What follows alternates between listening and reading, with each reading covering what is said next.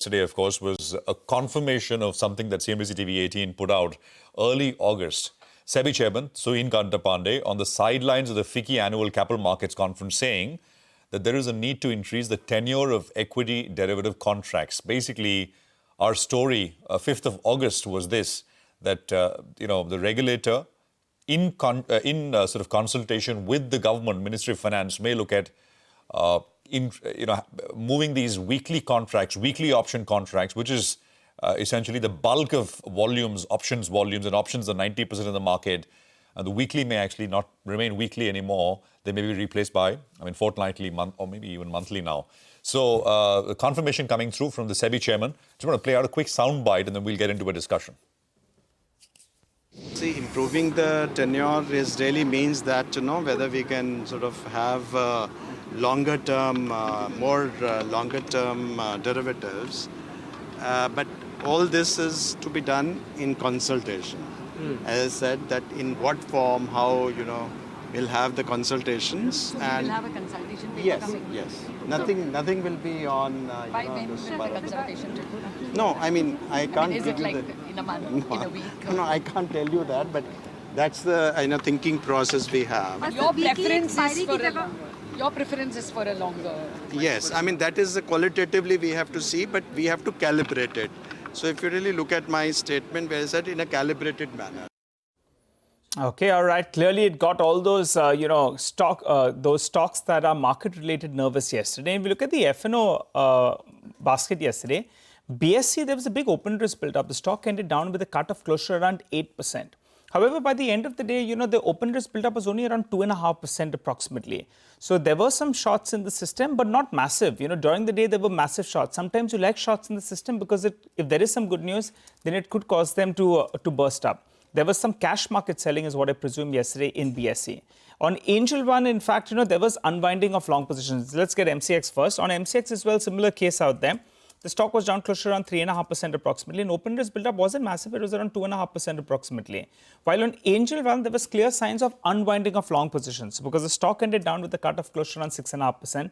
But open interest was down sharply. I think it was down close to around 8% on that sort of a base. Yes, close to around 2 lakh shares getting a shed on a base of around 21 lakh shares. So clearly, there was big pressure that we saw in yesterday's trading session. Let's welcome our guest, though. We have Siddarth Bhamre, Head of Institutional Research at Asit Mehta Investment, who joins us on the show. Hi, Sid. Good morning. Good to see you in after a while. Tell us, what is your take on this? Exchanges clearly are nervous with regard to these changes that could come about. According to you, what is the volume hit if these changes come about? Good morning, Nigel. Always pleasure to have to be on your show. Now, this topic of derivatives is close to my heart, and I have very strong opinion, but I would like to put it as mild as possible. So, to answer your question, if this happens, then we might see a dip in volumes because there are a lot of people who are now full-time employed in market, and their earnings come from trading on weekly options. Needless to mention, Sebi report is also out that most of these people end up losing money. Nevertheless, volume would take hit. I want to say that, 10 to 15 years back, our derivatives market was more evolved, where we have dated securities, I might say dated long contracts, not just monthly, but in options and futures of index, we had 1 year, 2 year, 3 year contracts, and we had wonderful structure products in market, which has all disappeared. So I think we didn't evolve, our derivative markets didn't evolve in last 10, 15 years. In fact, it has taken more of a quantitative approach. If you look at India's market cap, listed market cap is 5% of global listed market cap. But our derivatives market is the largest market by very high margin in this world. So structurally, our markets were not right. And I hope that, we go back again to those days, 10 years back, and probably evolve further. And yes, volume would take hit if we go in that direction. But volume is not everything. People need to trade well. Siddarth, allow me to come in. Morning. What is the hit to volume, according to you?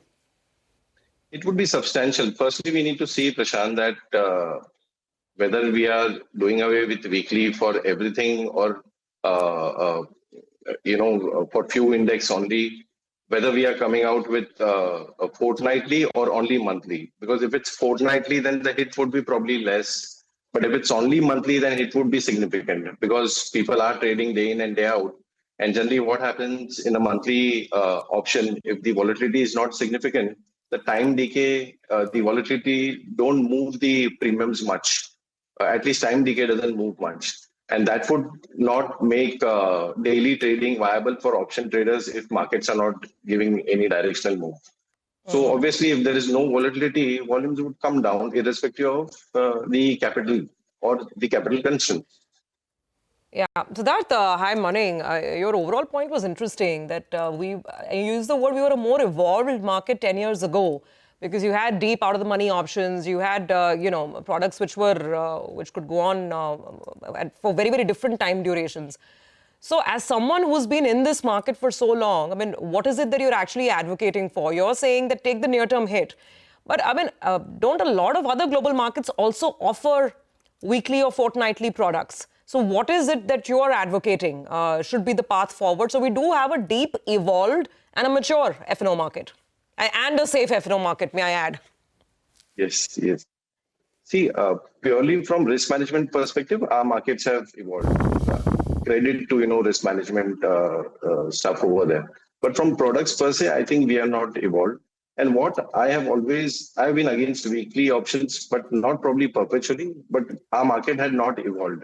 If you look at today also, most of our trades are in index options and that too in weekly. Monthly contracts hardly see any open interest. Look at what is happening in stock options. Barring 5-6 large cap stocks, there's hardly any volume in stock options, and we see recommendation coming on illiquid stock options left, right, and center.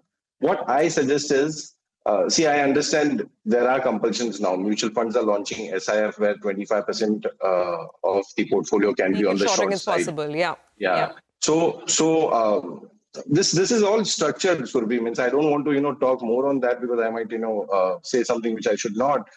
So that's the reason we are seeing now that regulators talking about we should have long dated options. I mean, what took you 10 years to understand that people are losing money and the structure of market has been spoiled. So it is all so basically, instead of near-term speculation, instead of near-term weekly speculation, you're saying that having longer dated options perhaps would be the way to go. Yes. We go back to monthly. We go back to all those dated options, 1 year, 2 year, 3 years. So if you remember, there were so many bigger companies which had beautiful structure products where we used to have participation in Nifty dip. So all those things should come back, and eventually when market get matured, then probably selectively you come out with short dated options also. Like in the market, there are two people on each sides of the trade. On this topic also, there are many people on both sides of the trade, both sides of the argument. And we'll get you as much opinion as possible. That's what we can do. So that stay with us, right? I mean, here, of course, we're talking about a little bit of here and now in terms of the impact on these listed capital markets plays, because, I mean, options and the options volume has been such a big part of it. How are valuations looking, right? BSE, Angel, I think there's a UBS note on this as well with regards to BSE. Vamakshi standing by with all that. Vamakshi, morning. Well, good morning, Prashant. Absolutely. Over the last couple of quarters, we've seen Sebi tightening the news on F&O, and there could be potentially further tightening as well. Year to date, all of these counters, BSE is up almost 29%, but on the flip side, when you look at Angel 1, 361 MAM, that is down almost more than 15%, and Motilal Oswal too has taken a knock of almost 2.5%. And valuations, despite this sort of correction that we've seen in most of these counters, are still trading above their 5-year average. Now, when we look at BSE, the 1 year forward PE is around 44 times. This is much higher as compared to the 5-year, average. Only in the case of Angel One is what we see is that the stock is actually trading below the 5-year average. The same goes for Motilal Oswal and 361 MAM. They're above the 5-year average. Now, UBS has written a note on Sebi's plan to raise the tenure for derivatives. They say that if the weekly options expiry are removed, it could highly impact BSE's profitability. In fact, they also did a scenario analysis, and they say that every 10% drop in options premium average daily turnover can impact 6% of BSE's profitability. So largely, that is the valuation picture as well as UBS's take on this story. Now, of course, Vamakshi, thank you very much. Very helpful. It's we'll have to wait for that consultation paper because, as Siddarth also pointed out, whether it's going to move from weekly to fortnightly or it's going to basically just be a monthly one. So that, I think, will determine a lot of it. And the other thing, of course, is you've got so many exchanges which are coming up, right? You've got, we had the new exchange, right? Metropolitan Stock Exchange. Yeah. They had a weekly option. I mean, the entire business case was that weekly, at least a prima facie. NCDX, by the way, is raised a round of funding from investors. Lots of HNIs have put in money there. So more exchanges. I mean, I don't think the need for that goes away, but this certainly is something which all those investors and all those exchanges will be noting quite closely as well. Siddarth, thank you very much for joining us. It's interesting perspective, and we'll have you back on for more as this story continues to develop.